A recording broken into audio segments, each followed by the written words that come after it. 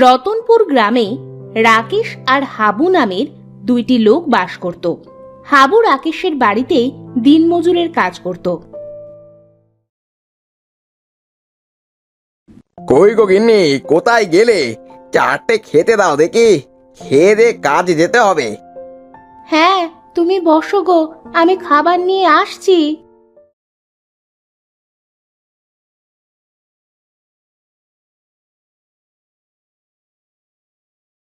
গিন্নি, প্রতিদিন আর পান্তা ভাত খেতে ভালো লাগে না গো। বাড়িতে যে তরি তরকারি কিছুই নেই, পান্তা ভাত ছাড়া আর কি খাওয়াবো তোমাকে বলো? দেখি আজ কাজ করে যেটুকু টাকা পাই সেটা দিয়ে বাজার করে আনবো।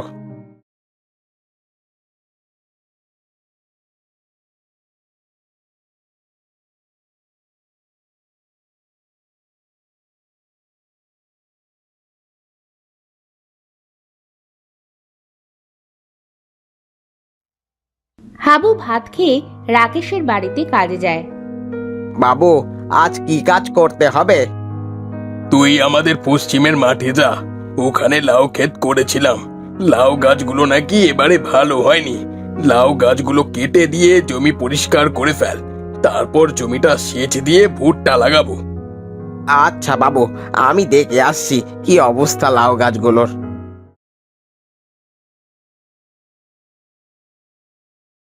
হাবু চলে যায় লাউয়ের খেতে। আরে, লাউ গাছগুলো তো পানি না পেয়ে শুকিয়ে গেছে। লাউ গাছগুলোর একটু যত্ন নিলে অনেক লাউ ধরবে। যাই দেখি, বাবুকে বলে আসি। হাবু রাকেশের বাড়িতে আসে। বাবু, বাবু বাড়িতে আছেন? কিরে, তোকে না বললাম যে লাউ গাছগুলো কেটে জমিটা পরিষ্কার করতে? তুই এত দ্রুত চলে আসলি যে? বলছিলাম কি বাবু, গাছগুলো তো পানির অভাবে শুকিয়ে গেছে। গাছগুলোতে কিছু সার আর পানি দিলে সামনের মাসেই গাছগুলোতে ভালো লাউ ধরবে। না, তার কোনো দরকার নেই। আমি জমিতে ভুট্টা চাষ করব। বাবু, ভুট্টা লাগাতে তো এখনো মাস দুয়েক বাকি আছে। 1 মাস একটু যত্ন নিয়ে দেখি, যদি লাউ ভালো না হয় তখন না হয় কেটে দিয়েন গাছগুলো। না রে হাবু, তোকে যা বললাম তাই কর। এমনিতেই লাউ ক্ষেতের উপর অনেক খরচা হয়ে গেছে, আর অযথা লাউ ক্ষেতের উপর খরচা করে কোনো লাভ নেই। বাবু, আর মাত্র একটি সেচ আর অল্প কিছু গোবরের সার জমিটাতে দিয়ে দিলে অনেক ভালো লাউ হবে। আমার উপর ভরসা রাখুন। ও, শুধু সার আর সেচের হিসাব করলি? তুই যে জমিতে দেখাশোনা করবি, দিন গেলেই আমাকে যে নগদ টাকা গোনা লাগবে সেই হিসাব করলি না?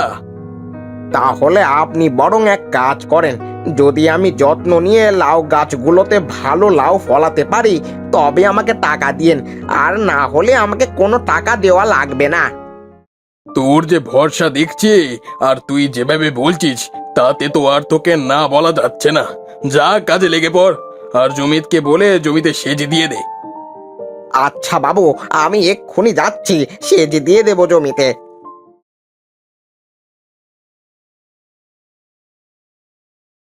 এরপর হাবু দিন রাত পরিশ্রম করতে থাকে।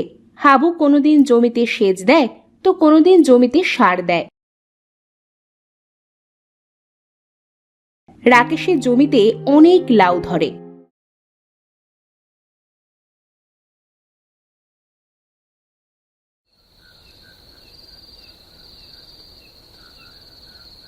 রাত্রিবেলা হাবু তার স্ত্রী ও মেয়েকে নিয়ে খেতে বসেছে।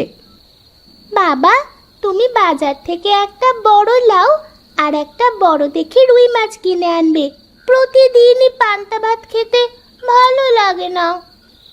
আচ্ছা ঠিক আছে মা, প্রায় 2 মাস ধরে রাকেশ বাবুর বাড়িতে কাজ করছি, এখনো একটা টাকা করেও হাতে পাইনি। বাবু সবগুলো টাকা একসাথে দিতে চেয়েছিলেন, দেখি আজকে ও বাড়িতে গিয়ে টাকাগুলো পাই কিনা।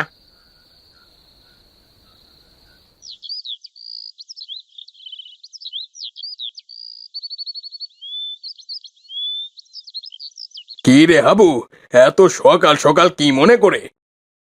বাবু, বলছিলাম কি, এতদিন তো আমি খাটাখাটনি করেছি কিন্তু কোনো টাকা নিইনি। লাউ ভালো হলে টাকাগুলো একেবারে দেওয়ার কথা ছিল। তা লাউ তো অনেক ভালো হয়েছে, যদি টাকাগুলো দিতেন তবে অনেক উপকার হতো। টাকা তো আকাশ থেকে পড়ে না যে যখন চাইবি তখন পাবি। আর আমার তো কোনো টাকার গাছ নেই। যা এখন কথা না বাড়িয়ে গাছ থেকে লাউ তুলে বাজারে বিক্রি করার ব্যবস্থা কর, আর লাউগুলো বিক্রি করে টাকাগুলো আমাকে দিয়ে যাস।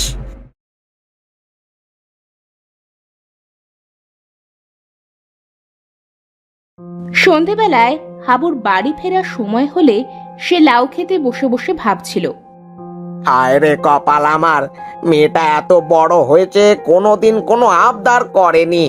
এই প্রথম মেয়েটা আমার কাছে একটা মাছ আর লাউ খেতে চাইলো।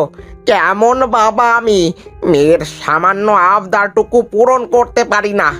ক্ষেত থেকে একটা লাউ নিয়ে বাড়ি যাই, তিন্নিকে না হয় বলবো আজ হাটে মাছ পাওয়া যায়নি।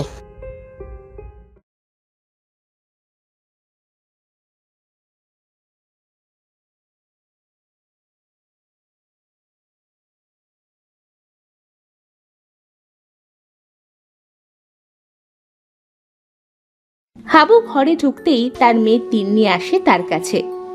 বাবা বাবা, আমার মাছ আর লাউ কই বাবা? মা, আজকে বাজারে মাছ পাইনি, লাউ নিয়ে এসেছি। আজকের মতো লাউ রান্না করে খা। এরপর তিন্নি না খেয়ে কাঁদতে কাঁদতে ঘুমিয়ে পড়ে।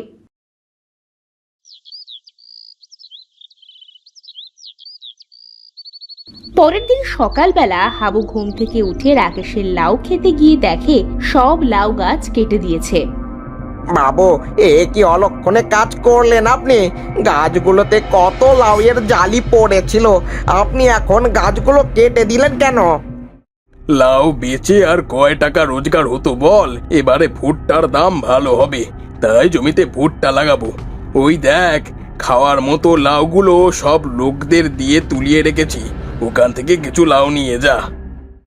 হাবুর এত কষ্ট করে ফলানো ফসল এভাবে কেটে ফেলায় হাবু খুব কষ্ট পায়।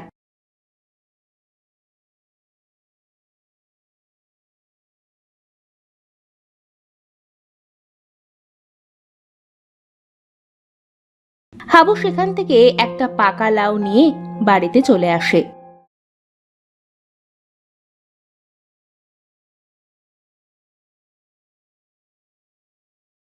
তারপর লাউয়ের ভিতর থেকে বীজগুলো বের করে তার উঠানে পুঁতে রাখে।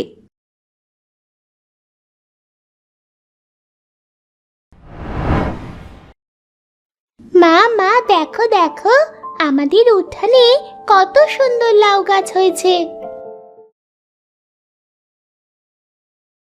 আরে তাই তো, এত ছোট ছোট গাছ কিন্তু এত মোটা মোটা হয়েছে, এমন গাছ তো আগে কখনো দেখিনি। বুঝলি তিন্নি মা, মনে হয় গাছগুলোতে অনেক বড় বড় লাউ ধরবে।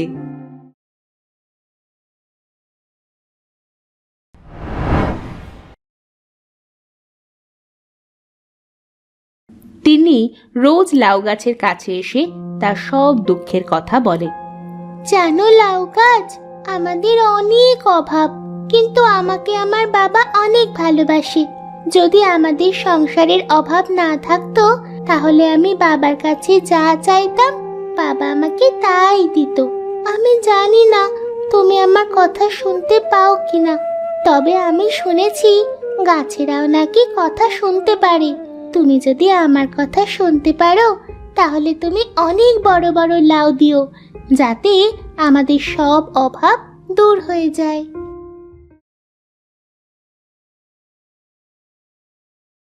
এরপর তিন্নি ঘরে গিয়ে ঘুমিয়ে পড়ে।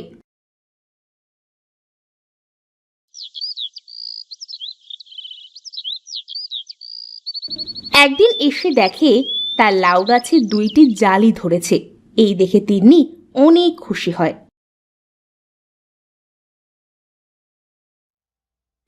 বুঝলে বউ, মানুষের কোনো উপকার করতে নেই। রাকেশ বাবু তার লাউ গাছগুলো কেটে ফেলতে চাইছিলেন, কিন্তু আমি কাটতে না দিয়ে দিন রাত পরিশ্রম করে অনেক লাউ ধরালাম। কিন্তু রাকেশ বাবু আমাকে কোনো টাকা পয়সা তো দিলই না, উল্টে আমার যত্ন নেওয়া লাউ গাছগুলো কেটে ফেললেন।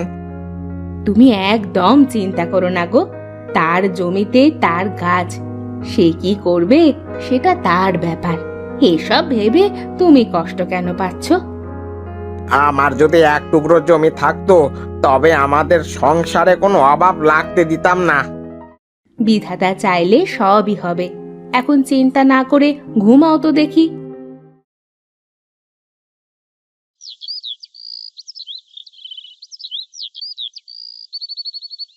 পরের দিন সকালে তিন্নি ঘুম থেকে উঠে তার লাউ গাছ দেখতে যায়। মা, বাবা, কোথায় গো তোমরা?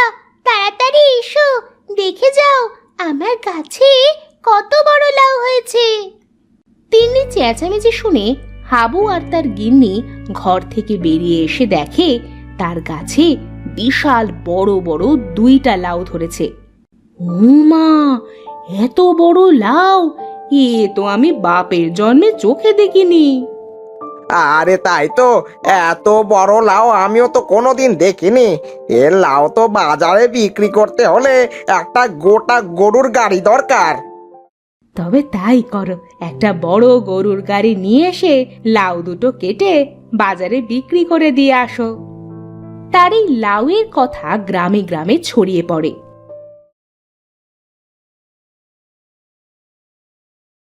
হাবু, এই হাবু, বাড়িতে আছিস?